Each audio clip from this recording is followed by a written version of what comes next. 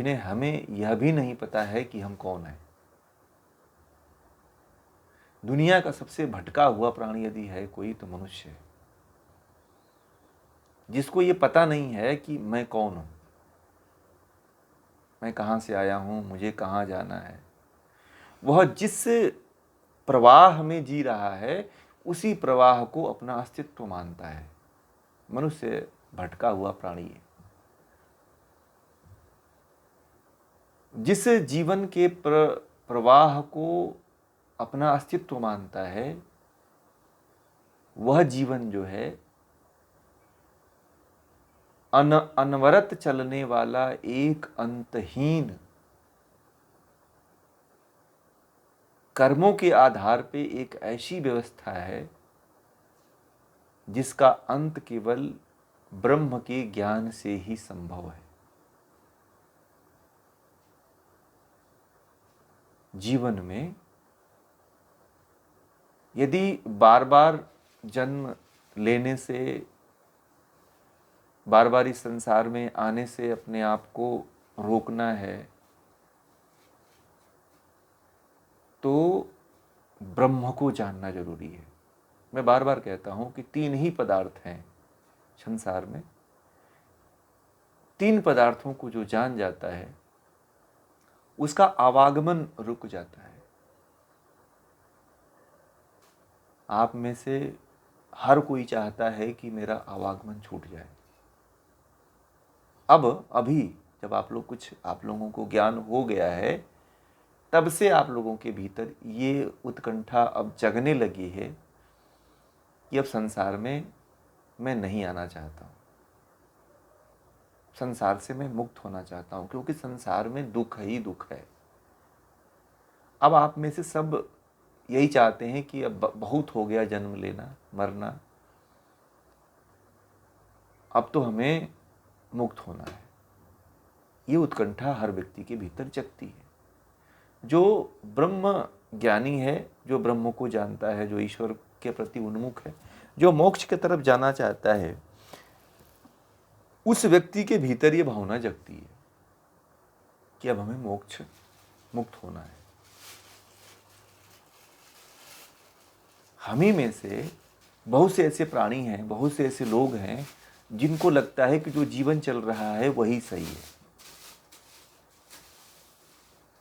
सब लोग अबोध में जीवन को जी रहे हैं। सब लोग अज्ञानता में अपने जीवन को जीते चले जा रहे हैं।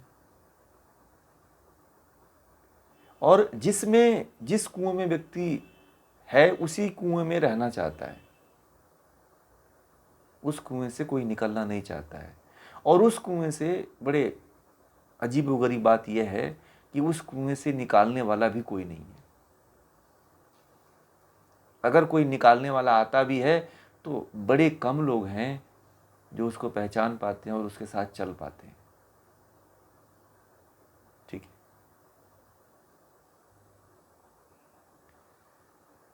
मैंने एक बात कहा कि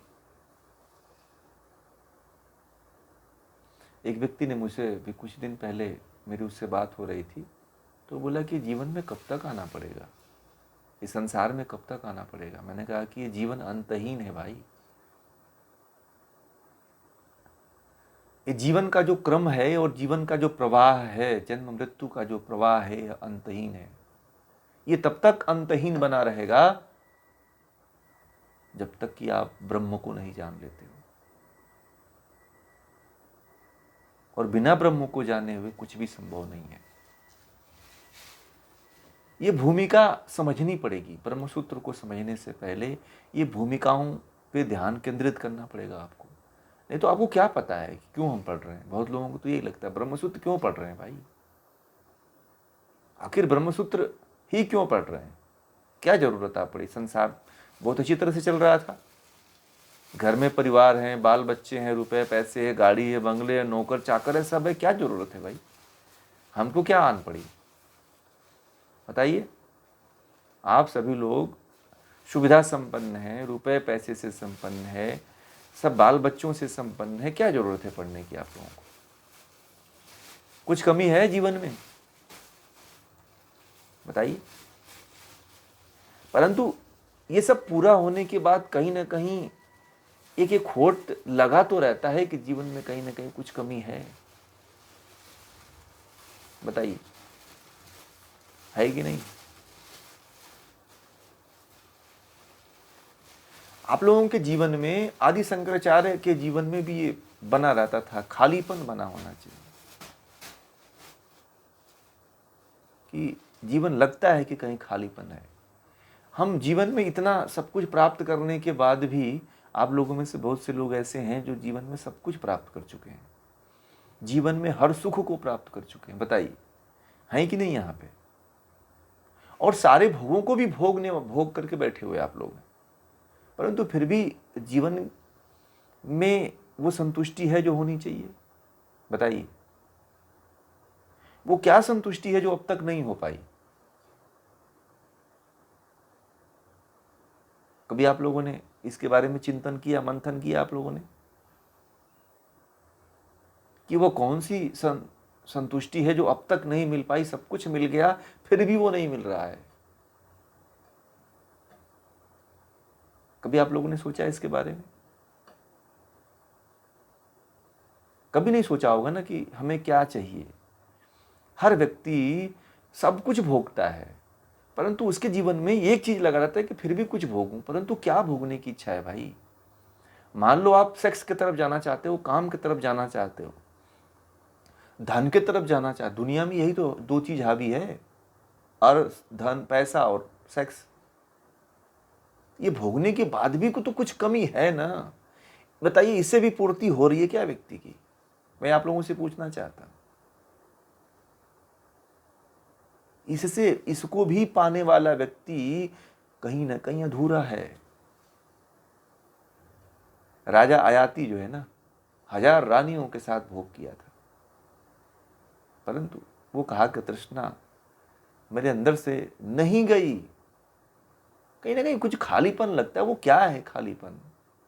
मन हर चीज को प्राप्त करने के बाद भी खाली बैठ जाता है। जैसे कि वो क्या बोलते हैं, वो बिल्ली, बंदर और बिल्ली वाली जो कहानी सुनते हैं ना,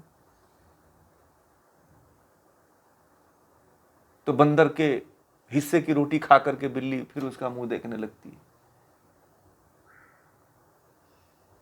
मतलब आप जीवन में ये सोचो ना कि आप हर कामना को पा जा रहे हो, हर चीज को पा ले रहे हो, फिर भी आपके अंदर एक कमी है। मैं अंदर ले चल रहा हूं, पकड़िएगा इस चीज को, थोड़ा सा अंदर गहराई में उतार रहा हूं, उस गहराई को पकड़ने की कोशिश करिएगा। ब्रह्मसूत्र की का प्रारंभ मैं कर रहा हूं। वो क्या कमी है जो रह जाती है, और जो ये आज से नहीं, आपके कई जन्मों से बनी हुई है। आप देख लेना, एक राजा भी लगता है कि भिखारी है। जैसे मृग को ले लो ना, मृग के अंदर कस्तूरी होती है, फिर भी पागल की तरह घूमता है। और हम भी और आप भी जो है ऐसी दिशा में बह रहे हैं जिसका कोई ठिकाना नहीं है, कहाँ हम जा रहे हैं। किसी से पूछो क्या कर रहे हो। आप लोग देखते होंगे, इतने लोग एक ही दिन में हजारों लाखों लोग यात्रा कर रहे हैं। आप उन व्यक्तियों से पूछो कि आपके जीवन का उद्देश्य क्या है, तो आपको पता चलेगा कि ये जितने व्यक्ति जा रहे, लाखों व्यक्ति एक साथ जा रहे हैं यात्रा पे, वो सारे लोगों की जीवन की यात्रा क्या है?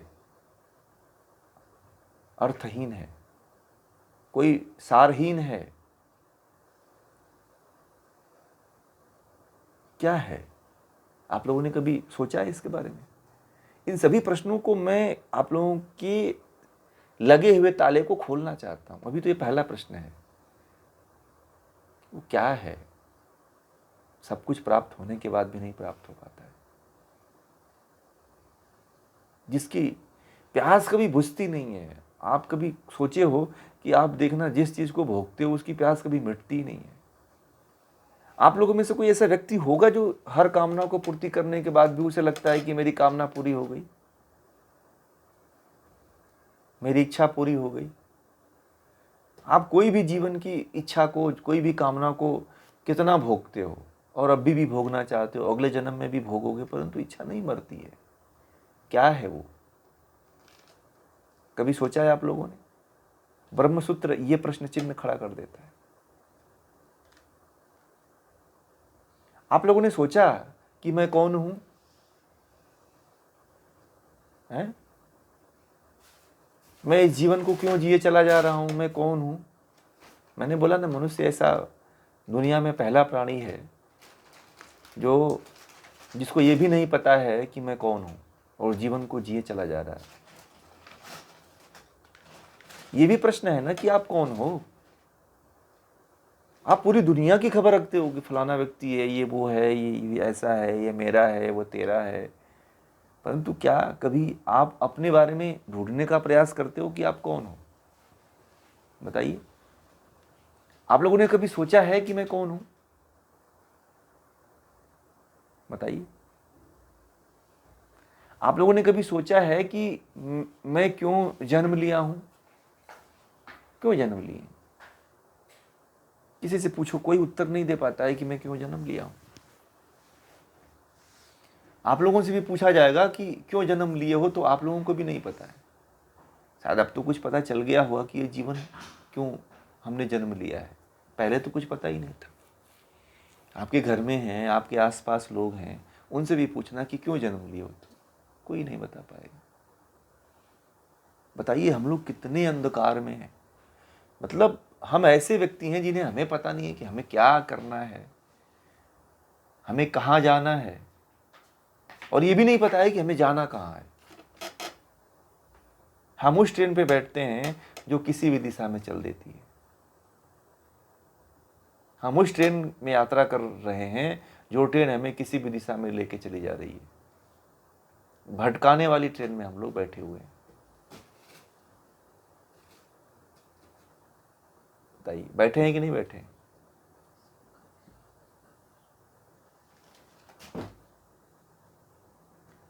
कहाँ जाना है, क्यों आए हैं, हमारे जीवन का उद्देश्य क्या है, ये शरीर का उद्देश्य क्या है, ये प्रकृति का क्या लक्ष्य है, और कब तक जन्म लेते रहेंगे, इसका अंत कैसे है। और बड़ी मजे की बात है कि संसार में आते हैं और दुख के थपेड़े को झेलते रहते हैं, परंतु कभी मन में ये विचार नहीं उठता है कि ये दुख हम झेल ही क्यों रहे हैं। बताइए,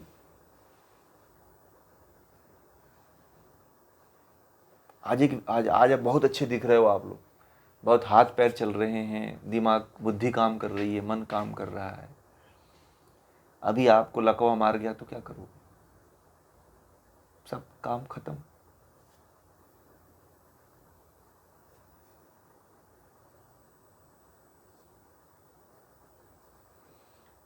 आप मेरी दृष्टि से देखो, आप लोग कैसे दिखोगे? आप लोग जब देखोगे कि हम कैसा दिखेंगे? पशु दिखेंगे कि नहीं दिखेंगे? बताइए, हमारी स्थिति क्या है?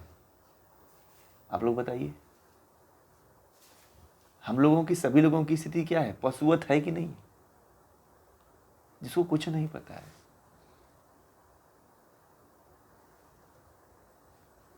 जिसको कुछ भी जानकारी नहीं है। ब्रह्मसूत्र देखिए कितनी शुरू होने से पहले ऐसी ऐसी बातों को खोद करके रख देता है। ये जो समझ लेगा ना, फिर ब्रह्मसूत्र समझेगा वो। इन बातों को बड़ा ध्यान दीजिएगा जो मैं बातें समझा रहा हूं, ये ब्रह्मसूत्र का सार बता रहा हूं।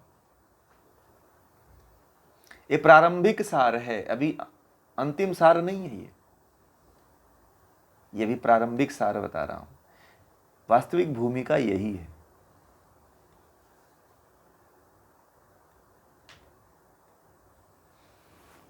हमें आप अब अपने आप को यदि खुली आंख से देखना चाहो ना, तो आपको पता चलेगा कि हमारे जैसा अज्ञानी प्राणी तो दुनिया में कोई है ही नहीं, जिसको कुछ नहीं पता है हम जीवन को क्यों जिए चले जा रहे हैं, और हम जिस जीवन को जी रहे हैं क्या वो सफल जीवन है? क्या सब कुछ ऐसे ही चलता रहेगा? कब तक चलता रहेगा? क्यों चल रहा है? कैसे चल रहा है? हुँ?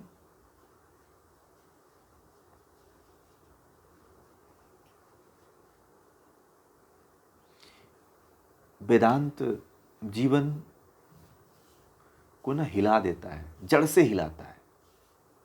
ठीक है, वेदांत जो है आपको जड़ से झकझोर देता है। समझ रहे हैं बात को आप लोग? जैसे कोई बालक है या कोई व्यक्ति है, किसी पौधे को पकड़ करके ऐसे झकझोरता है ना, वैसे वेदांत हिलाता है।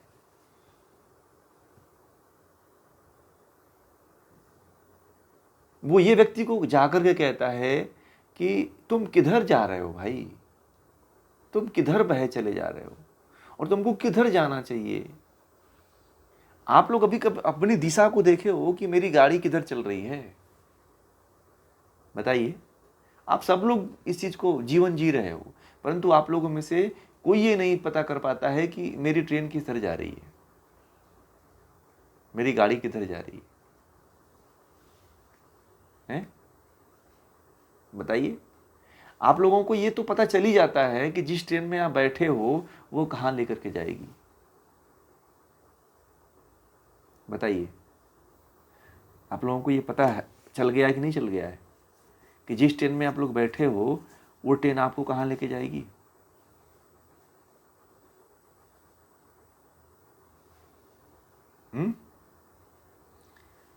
और आपको ये पता है कि किस स्थान पे आप पहुंचोगे? अब तो पता चल गया कि नहीं चल गया? बताइए। तो इसीलिए कहते हैं ना कि अभी से अच्छी ट्रेन पकड़ लो। आप लोगों में से अभी लोग ट्रेन में बैठे ही नहीं है भाई, और टिकट कहां का लेना है ये भी नहीं पता है। ठीक है, कम से कम रिजर्वेशन तो करा लो आप। अब कितने लोग रिजर्वेशन करवाएंगे? अब बताइए।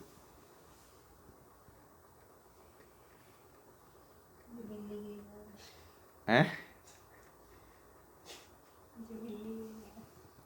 कितने लोग रिजर्वेशन करवाएंगे?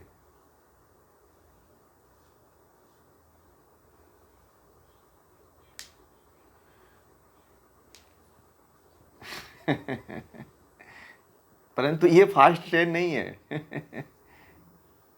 ये तो बड़ा मध्यम चाल चलेगी और बड़ा ही तो ट्रेन तो पहले चुनना पड़ेगा आपको कि कौन सी ट्रेन में बैठे। पहले ये तय कर लो आप लोग कि कौन सी ट्रेन हमें सही स्थान पे लेकर के जाएगी, और जीवन को सही ट्रेन में बैठाएं आप। ये भी होता है कि लोग अपने आप को कहते हैं कि मैं धार्मिक हूँ, मैं आध्यात्मिक हूँ, परंतु उनको नहीं पता है कि वास्तविक आध्यात्म और वास्तविक धर्म क्या है। ये नहीं पता है। लोग बिना बहे हुए, बिना चले हुए चल रहे हैं, बिना चले हुए चल रहे हैं, बिना बहे हुए बह रहे हैं, और उस रास्ते को पकड़े हुए हैं जो रास्ता वहां जाता ही नहीं है, ब्रह्म की तरफ जाता ही नहीं है। कौन जाएगा भाई? हैं? आप लोग नहीं जाओगे तो कौन जाएगा? इसीलिए ब्रह्म सूत्र पढ़ना जरूरी है।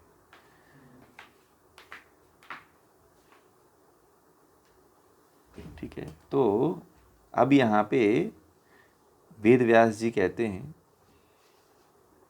कि जब व्यक्ति को ये पता चल जाता है कि मैं कौन हूँ, कहाँ से आया हूँ, ठीक है, ये जब उसको पता नहीं चलता है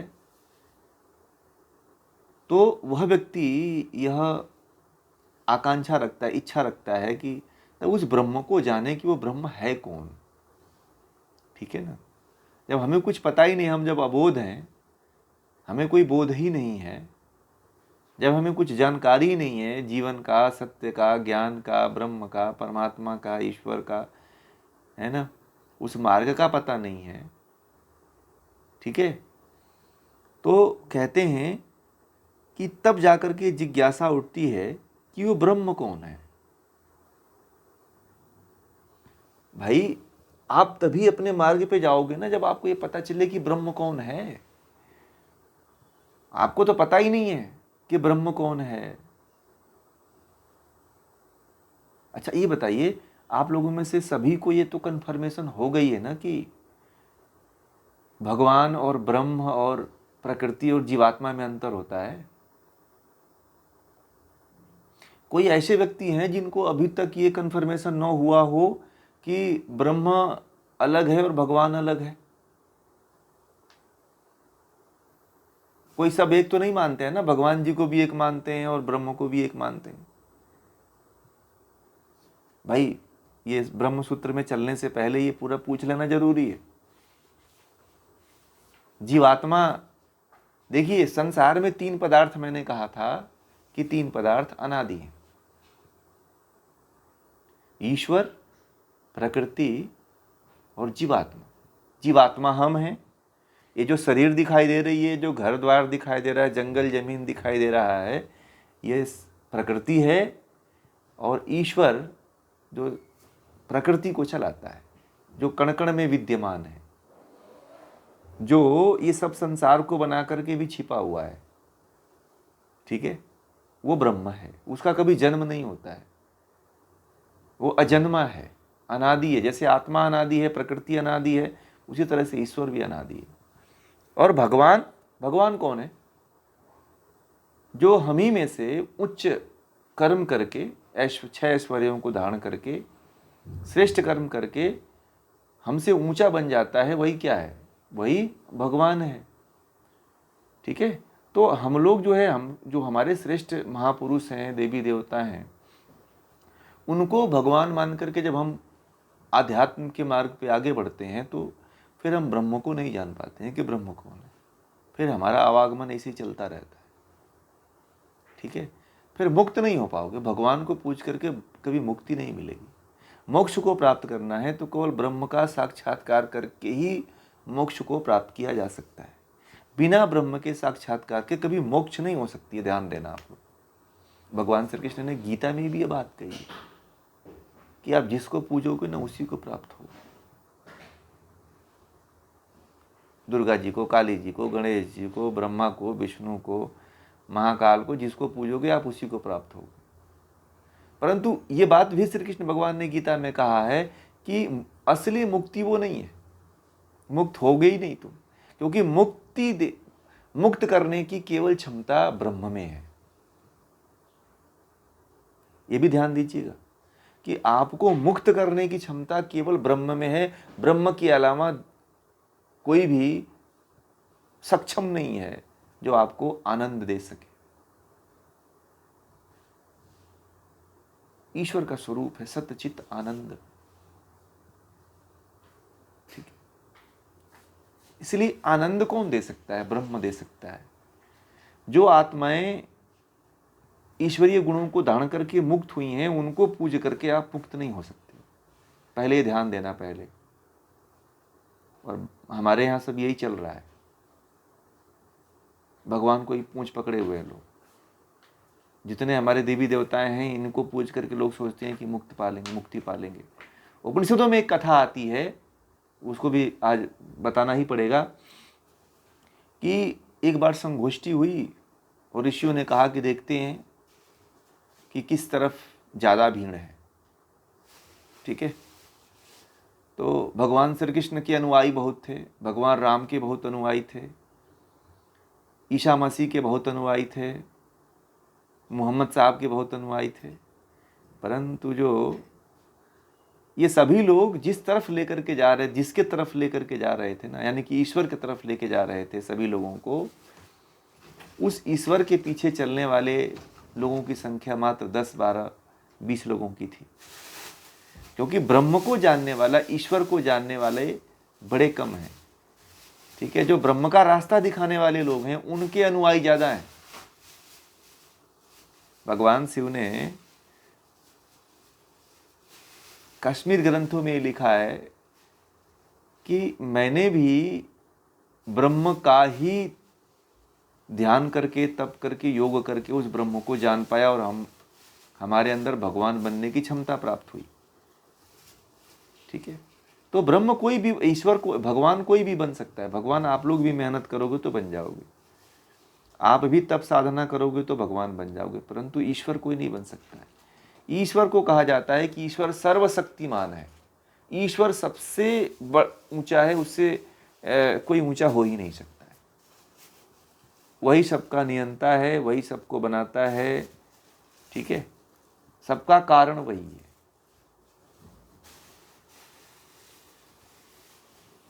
ठीक है, तो ये कुछ डिफरेंसेज हैं जिनको ब्रह्मसूत्र जानने से पहले आप लोगों को ये जानना जरूरी है। ठीक है, बहुत लोगों को कंसेप्ट न क्लियर हो तो वो निधड़क पूछेंगे, क्योंकि ब्रह्मसूत्र पढ़ने के लिए कुछ सिद्धांत की आवश्यकता होती है, वो सिद्धांत आपको जानना पड़ेगा। पहले ही मैं नहीं तालाब में कूदने के लिए बोलता हूँ, तालाब में कूदने के लिए कुछ टिप्स ले लो आप, कुछ जैकेट पहन लो आप, वाटर प्रूफ जैकेट जो कभी डूबने नहीं देती है उसको पहन लो आप, तैरने वाली जैकेट, तैरने वाली कोट पहन लो कि कभी आप डूबो ही ना। तो वो पहले सिद्धांत आप लोग जान लो, नहीं तो क्या होगा, नदी में कूदोगे तो डूब जाओगे, फिर समझ में नहीं आएगा हम ईश्वर, जीवात्मा और ब्रह्म की बात करते हैं तो। ठीक है, कबीरदास जी ने भी वही कहा, जो अभी ब्रह्मसूत्र में आप लोग पढ़ने जा रहे हैं, वो कबीर भी यही बात कह चुके हैं कि हम लोग संसार में, सांसारिकता में फंसे हुए हैं, इसी को सब कुछ मानते हैं, ब्रह्म को, जीवात्मा को और प्रकृति को अलग अलग जानते ही नहीं है, मानते ही नहीं है। और जब तक आप इन दर्शनों की तरफ नहीं आओगे ना, तब तक मुक्ति नहीं संभव है। मुक्ति की एक कंडीशन वही है कि मुक्त वही हो सकता है, मैं ये भी बात सिद्धांत बार बार दोहराता हूं कि मुक्त वही हो सकता है जिसको मोक्ष हो, जिसको ज्ञान हो जाए।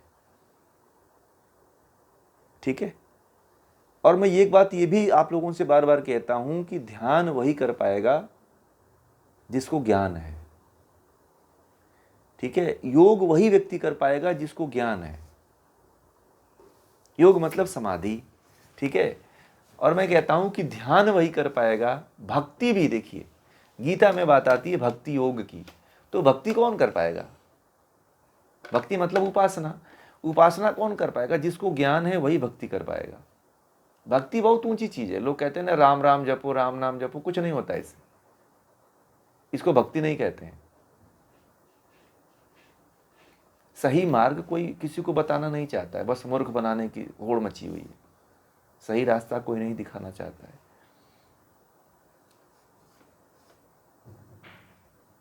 ठीक है, जी जी,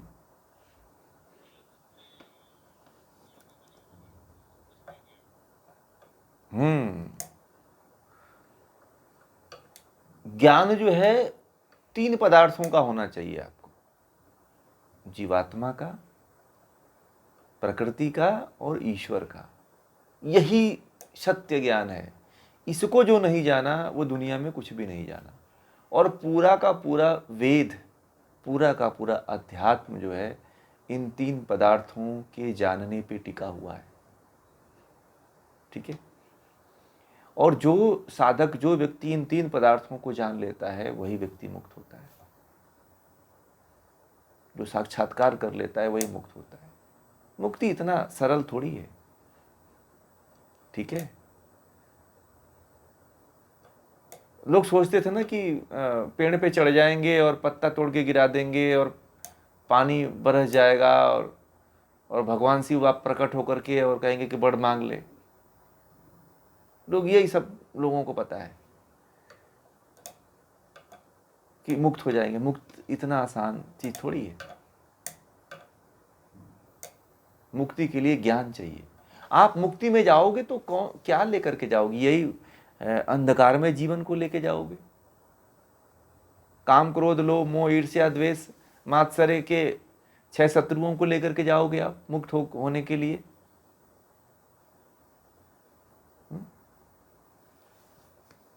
ये महात्मा जी हैं, मैं उनसे कहता हूं कि आप सन्यास ले लो तो बोलते हैं कि मेरे अंदर से क्रोध ही नहीं गया, इसलिए संन्यास नहीं लेता हूं। पहले सच्चे व्यक्ति मिले मुझे, ठीक है, वो है संन्यास की तरह ही जीवन जीते हैं, परंतु उनके कहते हैं कि मेरे अंदर क्रोध ही नहीं गया, इसलिए संन्यास नहीं लेता हूं। मैं सन्यासी बनना कोई अब तो शौक हो गया है लोगों का, मजा मिलता है इसमें। लग्जरियस गाड़ी मिलती है, लग्जरियस रूम मिलते हैं, लग्जरियस व्यवस्था होती है। तो लोग जो है सब भटके हुए हैं। कोई ब्रह्म का रास्ता, कोई ईश्वर का रास्ता नहीं बताता है। सब आपको उलझाने का, सब आपको मूर्ख बनाने का सारे लोग रास्ता बताते हैं। परंतु वेदों का मार्ग ऐसा है जो कहता है कि वेद के मार्ग की तरफ जो चलेगा, दर्शनों की तरफ जो चलेगा, वह निडर हो जाएगा। संसार में उसको कोई मूर्ख नहीं बना सकता है, संसार में उसे कोई ठग नहीं सकता है, संसार में कोई उसके प्रति कोई गलत दुरुपयोग उसका नहीं कर सकता है। इसीलिए ज्ञानी बनिए, योद्धा बनिए, दास मत बनिए, गुलाम मत बनिए, भक्त मत बनिए।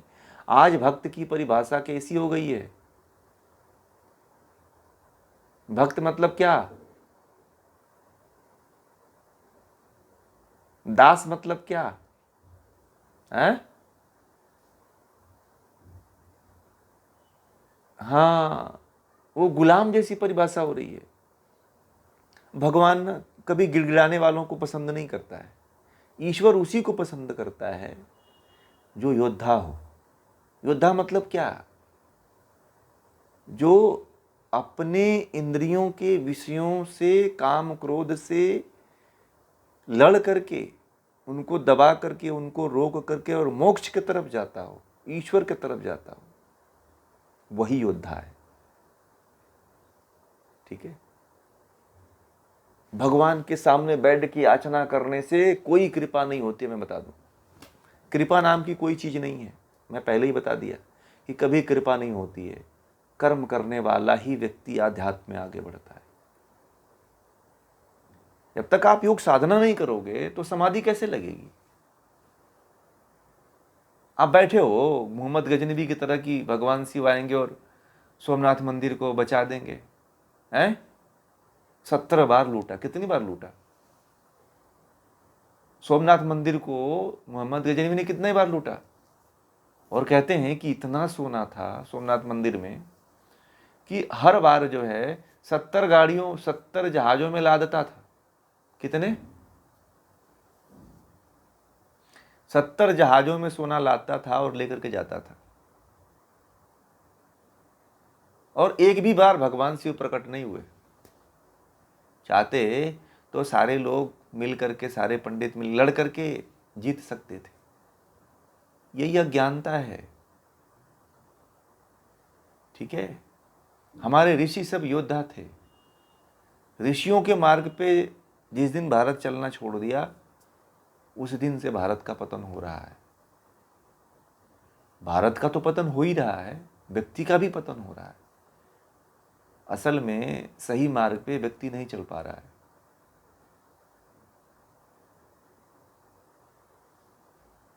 हर व्यक्ति अज्ञान और अंधकार में अपने जीवन को बस आंख पे काला पट्टी बांध के जीवन को जिए चला जा रहा है। क्या सही है, क्या गलत है, किधर जाना है, किधर नहीं जाना है, किस तरफ जाना है, कौन सा मार्ग हमें ब्रह्म की तरफ लेके जाएगा, कौन सा मार्ग हमें कहाँ लेके जाएगा, ये किसी को नहीं पता है। बस चल दो, यही धर्म है। धर्म का मतलब अंधी दौड़।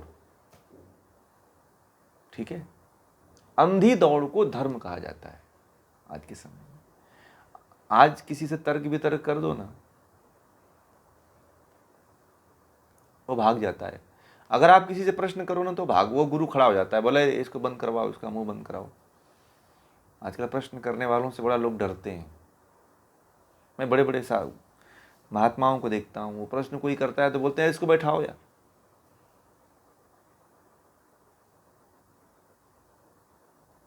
जवाब ही नहीं देते हैं, लोग भागते हैं।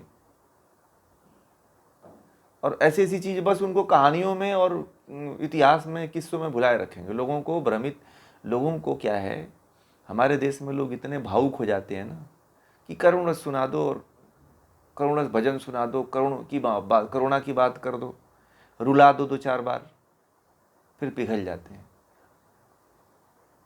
अब उनको लगता है कि यही धर्म है, ये अध्यात्म है और इससे मुक्ति मिल जाएगी। वास्तव में आपके हित की कोई बात नहीं करता है, समझ रहे हैं ना? अपना हित चाहता है वो व्यक्ति, ना आपका हित चाहता है, वो किसी का हित नहीं चाहता है, वो अधर्म लटकाए हुए है।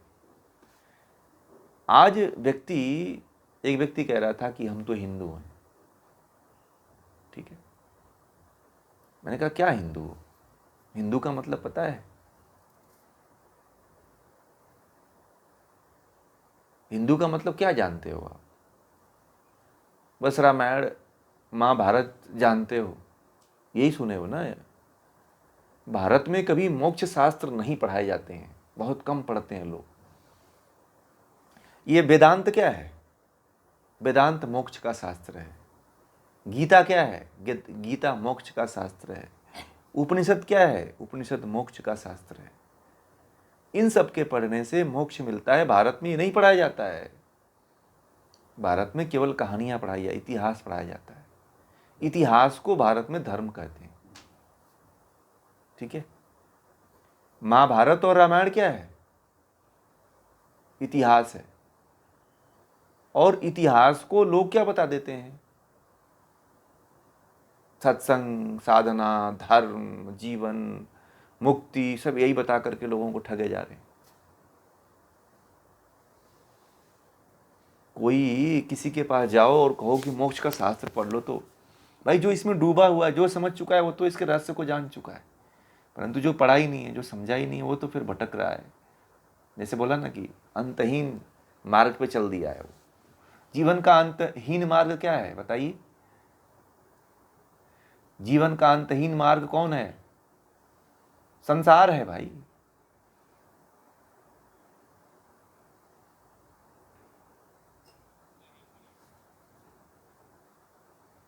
संसार में आप रहो तो इसका अंत होगा क्या?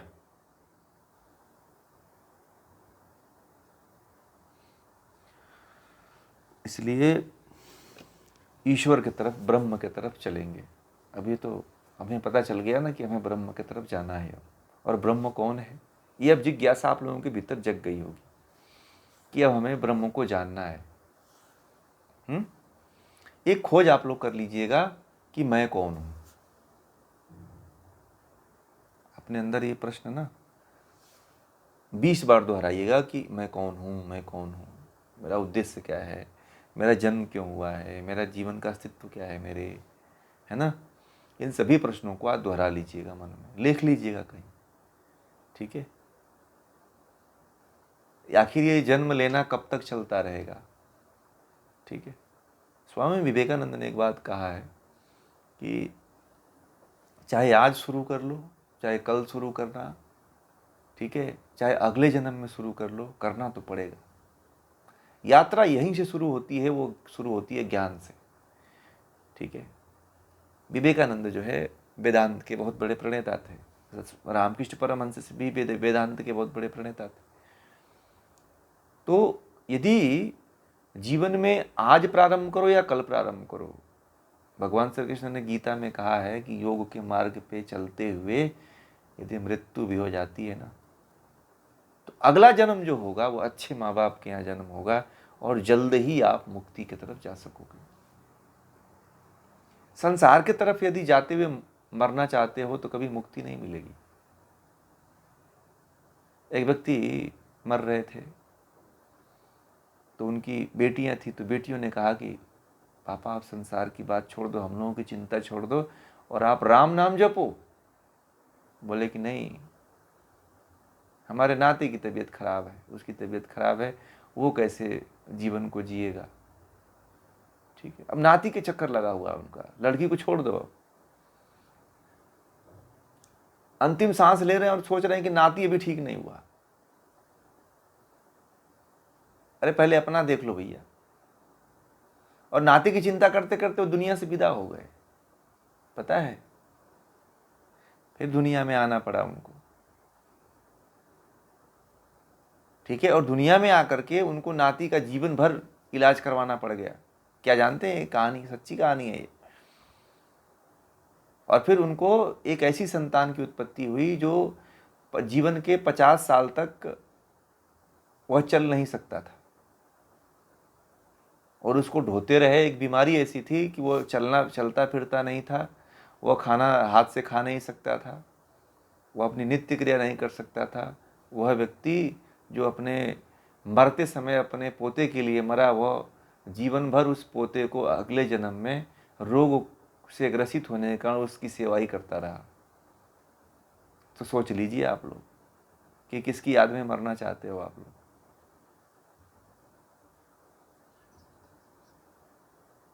नहीं, लास्ट की बात नहीं, आप जीवन में अभी भी जो कामना करते हो ना, वही कामना आपको प्राप्त होगी। भगवान इतना चालाक मूर्ख थोड़ी है कि लास्ट के समय में उसको याद कर लोगे तो आपको मुक्ति दे देगा, कभी नहीं देगा।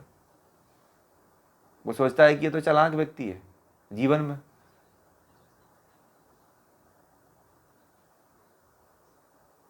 हाँ, जो ईश्वर जानता है कि आप मरते समय पंडित जी को बैठा दो और बोलो भागवत कथा शुरू करो, अब तो ये 2-4 दिन में मरने ही वाले। कुछ कई घरों में तो मैंने देखा है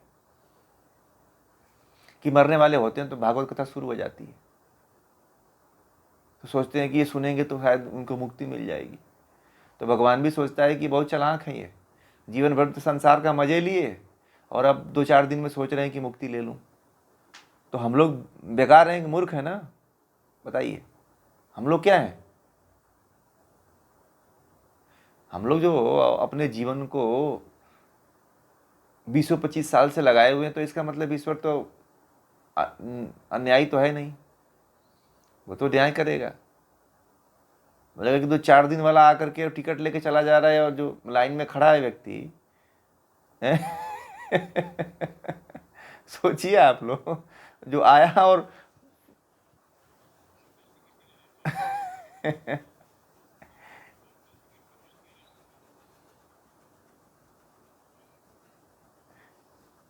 वीआईपी लाइन काम नहीं आती है वहाँ, तत्काल का टिकट भी काम नहीं आता है। ठीक है, इसीलिए आज ही से यदि आप तप करोगे ना तो ही ब्रह्म की तरफ जा पाओगे। बात समझ में आ रही है? जीवन में जब आप सुखी हो,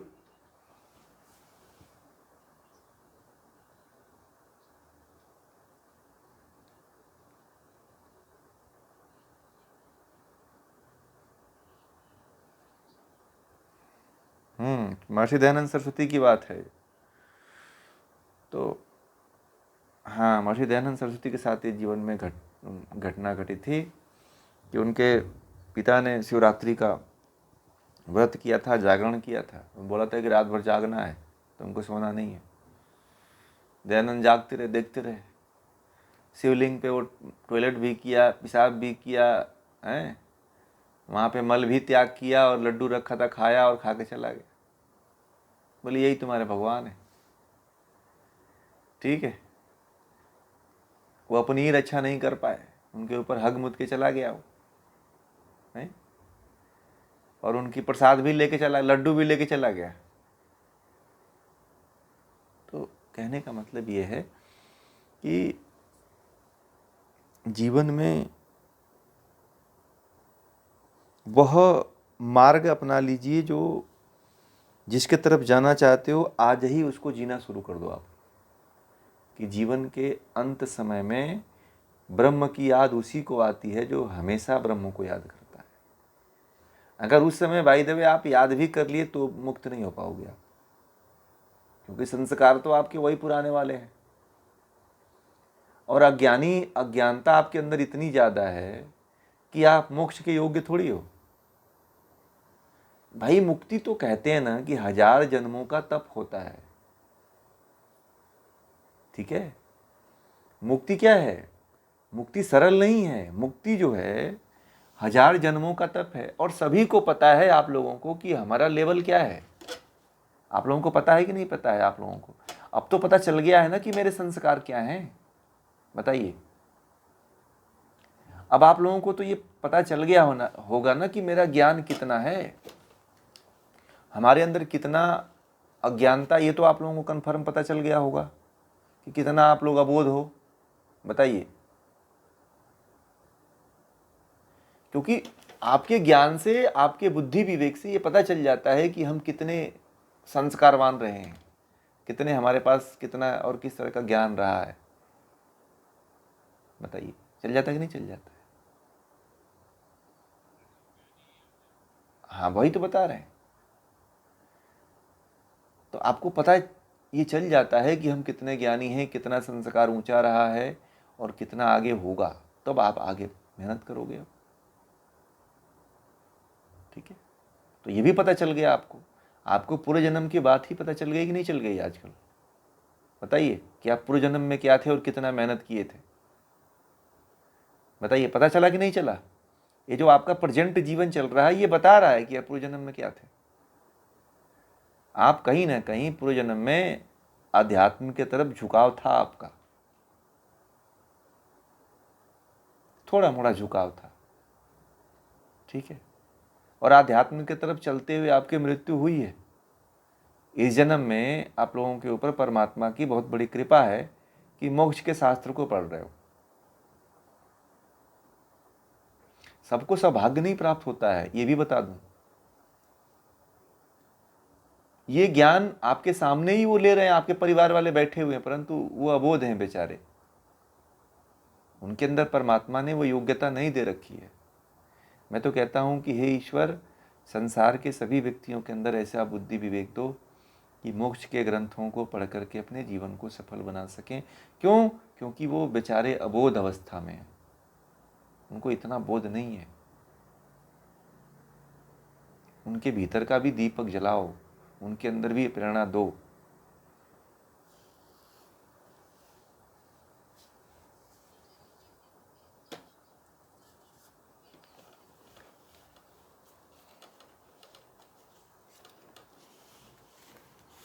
भाई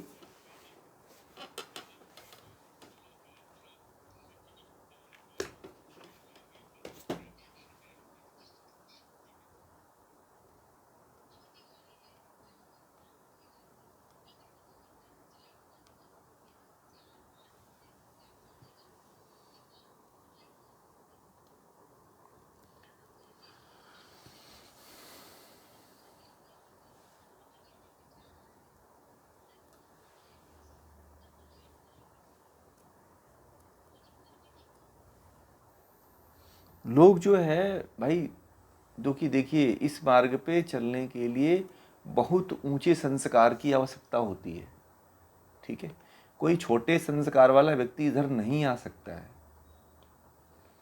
ठीक है, जिसको आना होता है ना, वो आ ही जाता है। वो इंतजार करता है कि मुझे पता ही नहीं था। है कि नहीं छाया जी? भूमिता जी से पूछे, उसको पता होता है कि कोई मिला ही नहीं आज तक हमें सही रास्ता बताने वाला। वो ढूंढता रहता है कि कोई रास्ता तो मिले हमें, है? परंतु जिसको आप जबरदस्ती लाओगे ना, वो कहता है बहाने उसके पास बहुत होते हैं। वो तर्क देता है कि मेरे पास ये है। वो संसार में डूबा रहता है, उससे पता चलता है कि वो सांसारिक व्यक्ति है और उसके संस्कार कैसे रहे। निकालने वाला व्यक्ति आज समय 1.5 घंटा, 2.5 घंटे, 2 घंटे निकाल लेता है कि नहीं निकाल लेता है। जैसे कि विद्या जी ने बताया उस दिन कि मेरा 8:30 बजे से 10:30 बजे तक एकदम फिक्स रहता है कि कोई कॉल ना करे, और सबको पता होता है कि इतने टाइम पे कॉल मत करना, तो नहीं करते।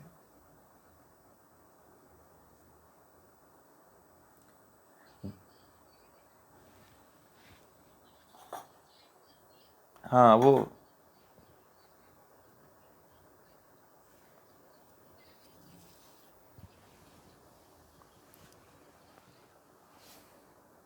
अभी देखिए, वीडियो क्या है, वीडियो भी आप लोगों को सांख्य का सबको मिल गया ना। सांख्य जिनका